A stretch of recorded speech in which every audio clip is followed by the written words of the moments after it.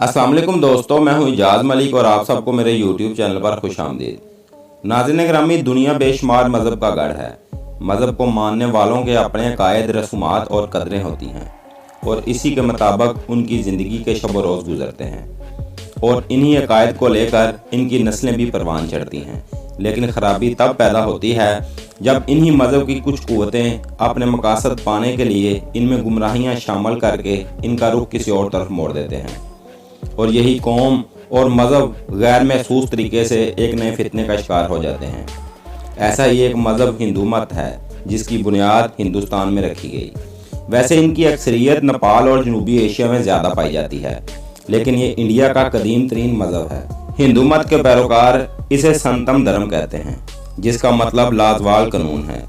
और ये ना सिर्फ कदीम तरीन मज़हब है बल्कि इस्लाम और मसीहत के बाद दुनिया का तीसरा बड़ा मज़हब है। नाज़रीन गिरामी, हिंदू मत की 4 अहम किताबें हैं।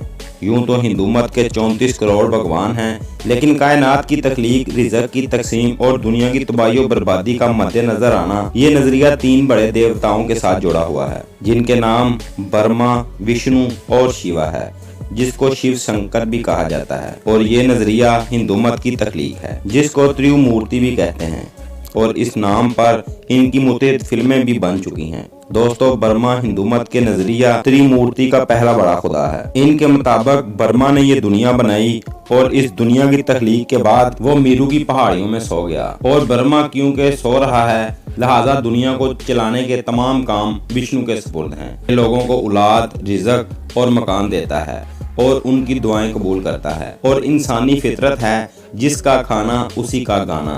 सो हिंदू शिव की सबसे ज्यादा पूजा करते हैं। इसके अलावा हिंदू मत के तीसरे बड़े खुदा शिव हैं।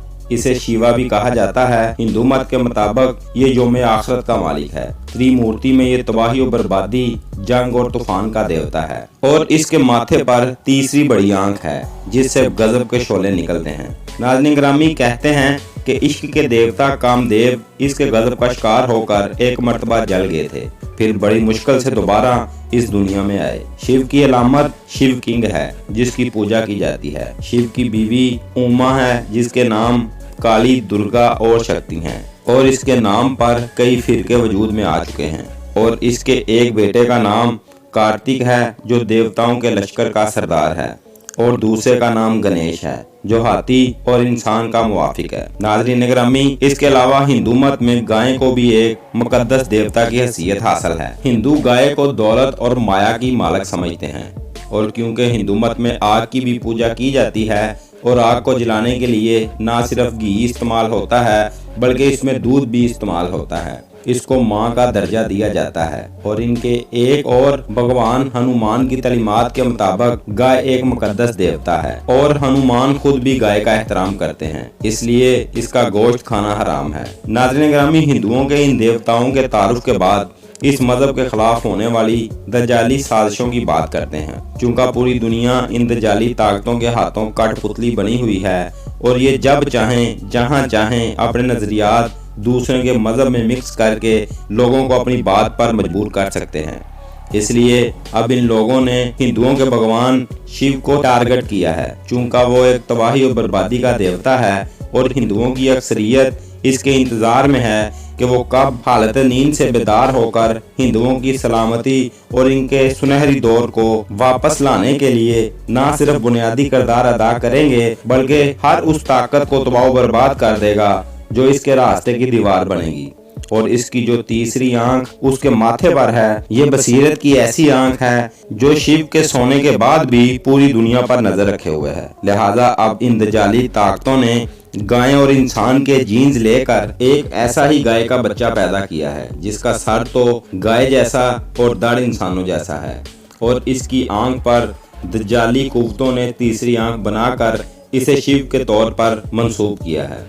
और इन दज्जाली कुव्वतों का कहना है कि इस बच्चे के आने का मतलब ये है कि भगवान शिव की आमद करीब है। और चूंकि गाय माता का ताल्लुक भगवान शिव से है, इसलिए गाय और इंसान की शक्ल के इस बिछड़े को निशानी के तौर पर भेजा गया है। नाज़रीन गिरामी, शिव इस दुनिया में आए या ना आए, लेकिन ये तय है दज्जाल इस दुनिया में जरूर आएगा और उस वक़्त दुनिया के तमाम इक़दामात उसी के अहकामात के मुताबिक तरतीब दिए जा रहे हैं।